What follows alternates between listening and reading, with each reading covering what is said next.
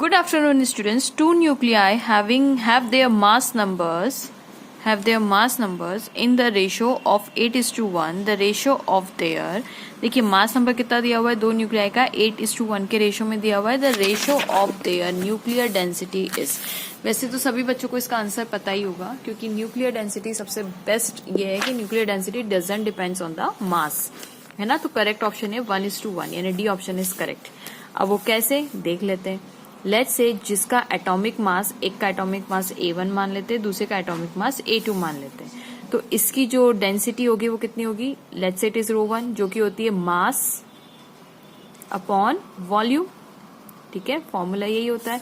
तो ρ1 की वैल्यू कितनी हो जाएगी. Mass is equal to A1 और वॉल्यूम कितना हो जाएगा 4/3 पाई r³.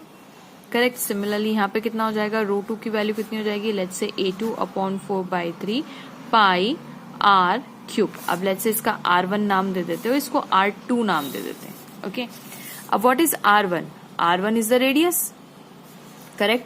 अब रेडियस का जो फॉर्मूला होता है R का वो कितना होता है R0 A to the power मतलब A1 मतलब ये atomic mass 1 to the power 1/3 का होल क्यूब. करेक्ट. ये R1 की वैल्यू होती है, सभी बच्चों को पता है, राइट. और यहाँ पे R2 की वैल्यू कितनी हो जाएगी R0 A2 1/3 to the power 3. अब इसको अगर आप कैलकुलेट करेंगे तो आपके पास आंसर आ जाएगा R0³ और ये अंदर मल्टीप्लाई होगा तो A0 3 इंटू 1/3 है ना. मल्टीप्लाई करेंगे इसको तो you will get answer R0 का क्यूब. ये 1 कैंसिल तो A2 हो जाएगा यानी ये R2 की वैल्यू हो गई. अब यहाँ पे R1 की वैल्यू भी देख लेते हैं तो R0³ A1 3 into 1/3 which is equal to R0³ A1. ठीक है, ये R1 की वैल्यू आ गई. ये आपका है ना एक कोई पेपर था, बोर्ड का ही क्वेश्चन है, उसमें ये प्रूव करना था आपको कि प्रूव कीजिए कि जो न्यूक्लियर डेंसिटी है वो डिपेंड नहीं करती मासेस पे. तो ये देखिए आपका प्रूफ का भी काम करेगा. अगर आपको ऑप्शंस मतलब ऐसे ऑब्जेक्टिव टाइप नहीं आए और रिटर्न फॉर्म में आए तो आप ये पूरा प्रूफ कर सकते हैं कि doesn't depends on the masses. Okay. अब यहाँ पे वैल्यू पुट कर दूं मैं ρ1 और ρ2 की जगह.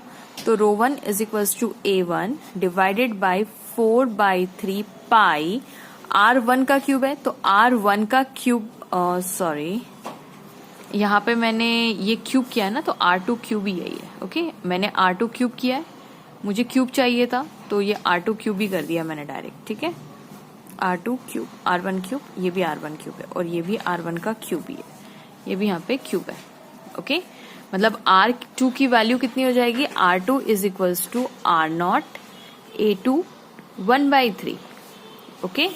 और अगर क्यूब करेंगे मतलब इन दोनों से का क्यूब. सिमिलरली यहाँ पे R1 की वैल्यू कितनी हो जाएगी, मैं वापस यहाँ पे लिख देती हूँ. R1 की वैल्यू कितनी हो जाएगी R0 A1 to the power 1/3.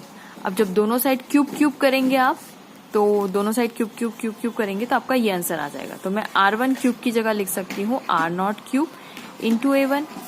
Similarly यहाँ पे ρ2 की जगह लिख सकती हूँ A2 अपॉन 4/3 पाई R0³ अपॉन A2. ओके. ये और ये गया.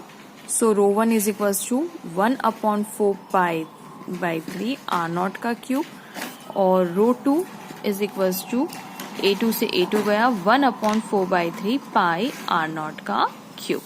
वह R0 इज कांस्टेंट. इस कांस्टेंट की वैल्यू कितनी होती है, that is approximately equal to 1.3 Fermi.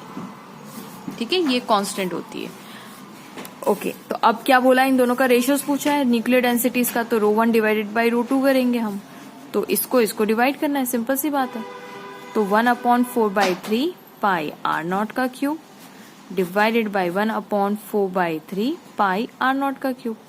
इसको आप रिवर्स कर देंगे तो you will get answer 1 upon 4/3 R0 का cube multiply by 4/3 pi R0 का क्यूब डिवाइडेड बाई 1. ये और ये गया. सो आंसर कितना आ जाएगा ρ0 अपॉन ρ1 ρ2 इज इक्वल टू 1. ये पूरा 1 हो गया ना, 1:1. करेक्ट. और ऐसे ही नॉलेज के लिए बता देती हूँ कि जो ये न्यूक्लियर डेंसिटी होती है रो से डिनोट करते हैं जिसको हम बोलते हैं न्यूक्लियर डेंसिटी. इसकी जो normal for all nucleus for all nucleus सारी न्यूक्लियस के लिए ये जो होती है ये होती है 2.3 into 10 to the power 17 kg/m³।